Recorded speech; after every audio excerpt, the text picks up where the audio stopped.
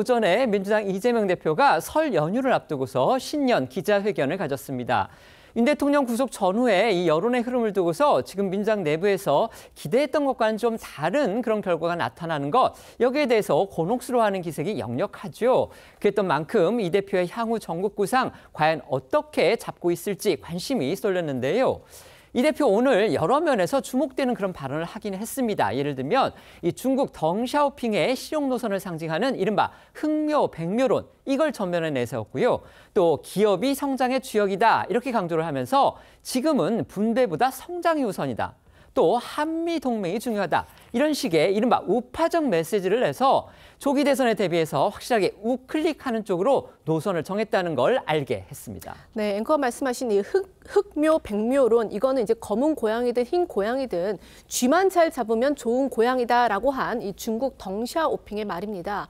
이 대표는 이제 오늘 오전 기자회견에서 바로 이 흑묘, 백묘론을 인용해서 이념과 진영은 밥을 먹여주지 않는다. 이 현실적 실용주의만이 위기 극복과 이 성장의 동력이 될 것이라고 강조를 했습니다.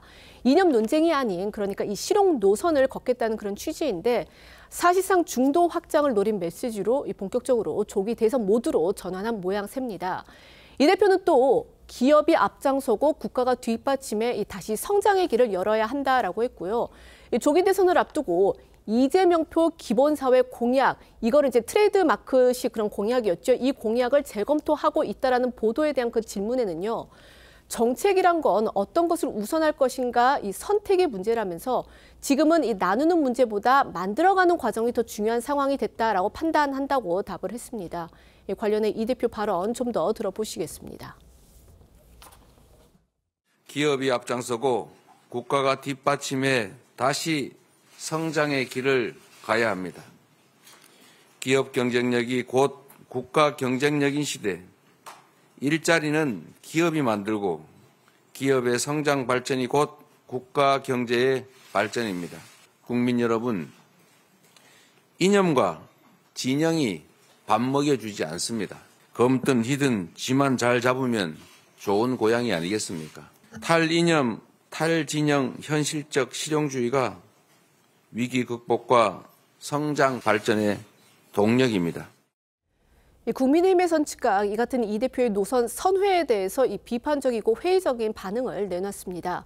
권영세 비대위원장은요, 이 대표가 이 재판과 정치적 상황을 고려해서 입장을 선회한 것 같다면서 너무 빨리 선회하면 사고 날 수 있다 이렇게 일침했습니다. 이 대표는 질의응답에서요, 최근 여론 동향에 대한 입장도 밝혔습니다. 네, 이 대표는 지지율과 관련해서 국민의 뜻이니 겸허하게 수용할 수밖에 없다고 했습니다. 민주당이 여론조사 관련 특별위원회를 꾸리고 여론조사 업체 관리를 강화하는 법안을 추진하는 데 대해선 의도적 여론 왜곡 행위가 있다고 보이면 검증하겠다는 취지라고 설명을 했습니다. 또 이른바 카톡 검열 논란엔 허위 사실을 유포하는 그런 용어를 쓰는 건 옳지 않다며 검열이 가능하지도 않다고 반박을 했습니다. 이에 대해서도 국민의힘 권성동 원내대표는 지지율 하락 원인은 이 대표 본인에게 있다고 맞받았는데요. 관련 발언들 들어보시죠.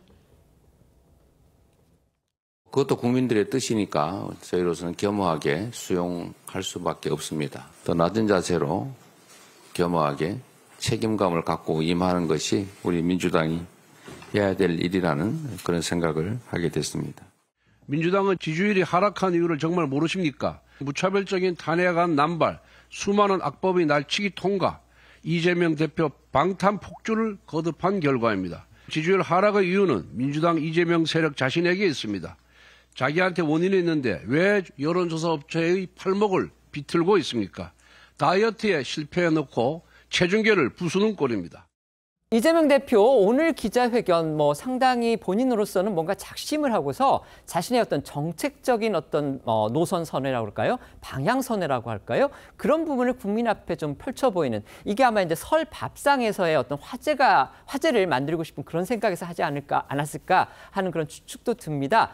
대표적인 게 중국의 덩샤오핑, 그러니까 우리가 흔히 이제 등소평이라고 말하는 그 사람이 해서 유명해진 말이죠. 흥묘백묘론 이걸 꺼내 들어서 진영이 뭐가 중요하냐, 결국은 잘 먹고 잘 사는 거 중요하고 얼마나 성장을 시키는 게 지금으로서는 당면한 과제다. 지금 이렇게 주장을 하면서 여러 가지 실용적인 얘기를 했고요. 그다음에 외교 정책과 관련해서도 일본의 중요성, 미국의 중요성을 또 유달리 강조를 했습니다. 이게 이전에 이재명 대표가 관련해서 내놨던 발언들과는 조금은 좀 뉘앙스나 또 그 기존의 강도로 봤을 때 차이가 있다. 지금 이런 평가가 일반적입니다. 자, 어떻게 보십니까?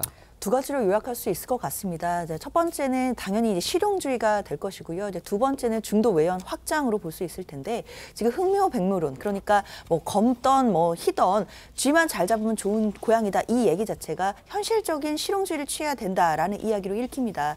결국 지금과 같이 대한민국이 진영 간의 갈등이 정말 극심해지고요. 또 국민들 간에서도 서로 간의 갈등이나 또 반목도 심해지고 있는 상황이지만 이럴 때 야당 대표가 정치 리더로서 실용주의를 이야기한다는 것도 저는 시대적으로 봤을 때 의미가 있다라고 보입니다. 결국 우리가 대한민국 국민 모두 국민으로서 사실상 이제 더 이상 분열하는 것이 아니라 하나의 목표를 가지고 함께 갈 수 있는 또 구성원이다라는 부분들을 생각해 본다면 야당 대표로서 나름대로의 메시지를 던지고 있다라고 봐야 될 것 같고요. 특히나 좀 약간 우클릭 행보로 보인다라는 보도들이 있는 것처럼 지금 이재명 대표가 앞으로 있을지 모르는 조기 대선 국면을 예상하면서 어느 정도는 중도 외연 확장에도 나서고 있다, 이렇게 해석이 가능해 보입니다. 네.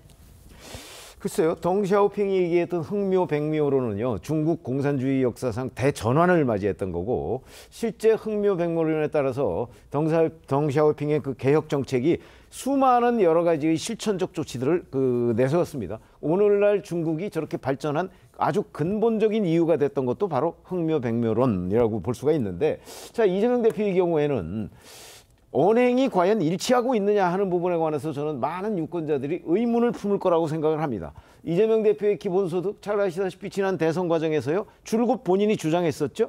자, 그리고 나서 대선이 임박하니까 기본소득을 공약집에서 넣지 않았습니다.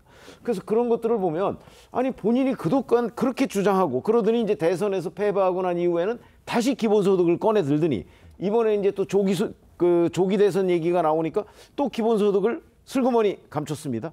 자, 이런 점들을 보면 이재명 대표가 그동안에 언급해온 여러 가지의 정책이나 이런 부분에 관한 진정성, 신뢰성, 이걸 국민들이 과연 어떻게 평가할 것인가 하는 부분에서 저는 대단히 의문이 제기될 것이기 때문에 이 또한 오늘의 기자간담회 내용도 결국은 어떤 대선이라는 상황 뭐 이런 걸 염두에 두고 본인이 전화를 한다고 했지만 지난 불과 몇 달 전에 이재명 대표와 너무 다른 모습을 보여서 과연 앞으로 저게 행동으로 뒷받침될까, 이런 부분에 굉장히 의문을 제기하는 국민들이 많을 것이다, 이렇게 생각합니다.